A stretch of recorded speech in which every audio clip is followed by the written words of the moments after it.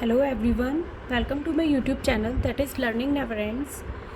It's my fourth video of Python. In my first video, I have discussed about the data types. In my second videos, I have discussed about all the operators used in the Python. And the third video, I have discussed about the if-else. Hope you all have seen that videos and learned a lot. Now in this video, it's my fourth tutorial video.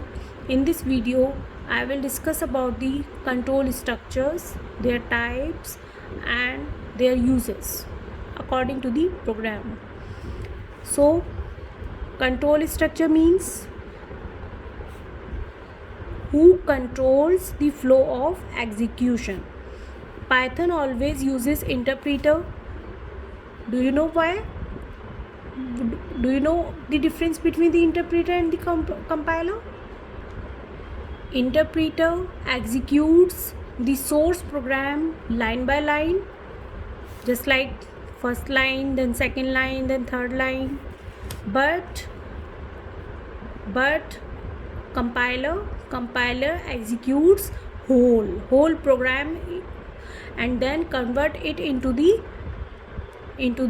output. Done. Output is the machine language and input is the high level language, that is Python. Python is a high level programming language. So control structure are the type of structures who controls the flow of execution. Done. So these are of three types, mainly of three types are there.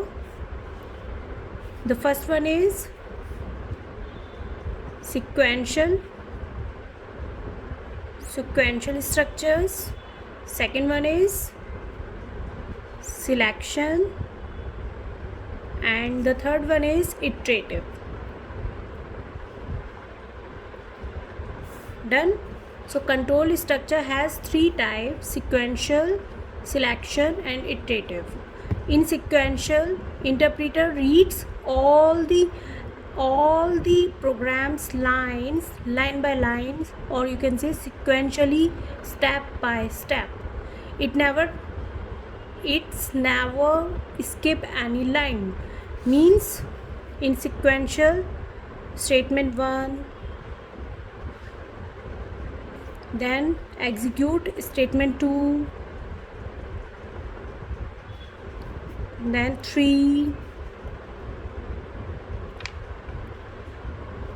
and so on. Done. Line by line, or you can say sequentially. In sequential control structure, interpreter executes the flow of executions line by line from statement 1 to the last statement of the program. Done. All the arithmetic operators are in the category of sequential, just like मैंने second video में कराया था arithmetic operators. उसमें क्या था? Plus, minus, multiplication, subtraction, division. So these are the arithmetic operators. तो उनसे related जो भी प्रोग्राम्स हैं वो हमारे सिक्वेंशियल की कैटेगरी में आते हैं, just like adding of 2 integers, adding of 2 floats, or you can say subtraction of 2 integers, subtraction of 2 floats, multiplication, division. These are in the category of sequential. Done. Because in this they never skip any line. They executes from first statement to the last statement of the program. Done. The second one is selection. जैसे name से ही पता चल रहा है, it selects something according to the condition. So all the relational operators, यहाँ मैं लिख देती हूँ. arithmetic operations means जो भी arithmetic operators हैं वो sequential control structure के according है. और selection में क्या होगा? relational. जो भी relational operators के जो मैंने programs कराए हैं सेकेंड एंड थर्ड वीडियो में आप देख सकते हैं. मैंने अपने डिस्क्रिप्शन बॉक्स में लिखा हुआ है तीनों, तो वहाँ से आप चेक कर सकते हैं और उन्हें पढ़ सकते हैं, अगेन उनको रीड कर सकते हैं. So selection all the relational operators, जहाँ पर रिलेशनल ऑपरेटर्स यूज़ होते हैं वो सिलेक्शन होता है. Relational operator means less than, greater than, double equals to, not equals to, these are the relational operators. तो उनके जो भी प्रोग्राम्स होंगे वो हमारे सिलेक्शन कंट्रोल स्ट्रक्चर के अकॉर्डिंग होंगे. Why? Because it has a condition. Condition होगी. कंडीशन किस में लिखते हैं हम ऑलवेज? इफ़ में. Then semicolon, if condition true भी हो सकती है और फॉल्स भी, right. For example condition true है तो क्या होगा, इफ़ की जो भी बॉडी होगी वो प्रिंट होगी, जस्ट लाइक स्टेटमेंट. इफ़ में जो भी स्टेटमेंट्स होंगी वो एग्जीक्यूट होंगी. और अगर फॉल्स होगा तो इफ़ की स्टेटमेंट्स एग्जीक्यूट नहीं होंगी, डायरेक्टली हमारा कर्सर कहाँ चला जाएगा? एल्स पर. तो ये स्टेटमेंट, इफ़ की जो स्टेटमेंट है उसको क्या कर देगा? स्किप कर देगा. कब? जब हमारी कंडीशन क्या होगी? फॉल्स होगी. It means it is selection. यहाँ कोई भी, इसमें क्या हो रहा था, सिक्वेंशियल में कोई भी लाइन स्किप नहीं कर रहे थे. Sequentially from first statement to last statement of the program execute हो रहा था. बट इन सिलेक्शन इफ़ की कंडीशन पर डिपेंड करता है हमारा flow of control. So it is a selection control structure. Done. So if condition statement, if condition of the if statement is true then statements are executed, but it is when it is false then else statements are executed. Done.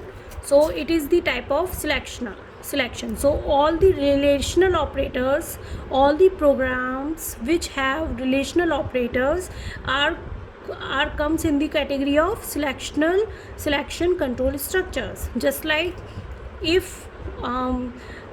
we want a program of smallest number, of finding smallest number or greatest number among 2 or 3 variables, 2 or 3 integers or 2 or 3 floats, then it comes in the category of selection. Done. Now the third part is iterative. Iterative means iteration, just like loops मैंने अभी पढ़ाया नहीं है. Next programming में मैं next अपने tutorial 5 में loops start कराऊंगी. Loops are of 2 types. Mainly 3 types के होते हैं, बट पाइथन में हम 2 टाइप्स के करते हैं, for loop and while loop. And in C plus plus other languages में हमारे 3 टाइप्स के लूप्स होते हैं, do while and for loop. Done. So loops are there. Loops are of 2 types, for loop and while loop in Python. Done. सो iteratives में क्या होगा, जिसमें बार बार इटरेशन होगी. फॉर एग्जांपल हमें एक प्रोग्राम बनाना है जिसमें हमें 1 to 10 digits, 1 to 10 natural numbers को आउटपुट स्क्रीन पर प्रिंट करना है. तो उसके लिए क्या करेंगे, हम 10 वेरिएबल्स लेंगे. a equal to 1, b equal to 2, 3, c equal to 3 up to 10. Done. और उस सब को प्रिंट करेंगे. तो उसके लिए क्या होगा, बहुत टाइम कंज्यूम होगा.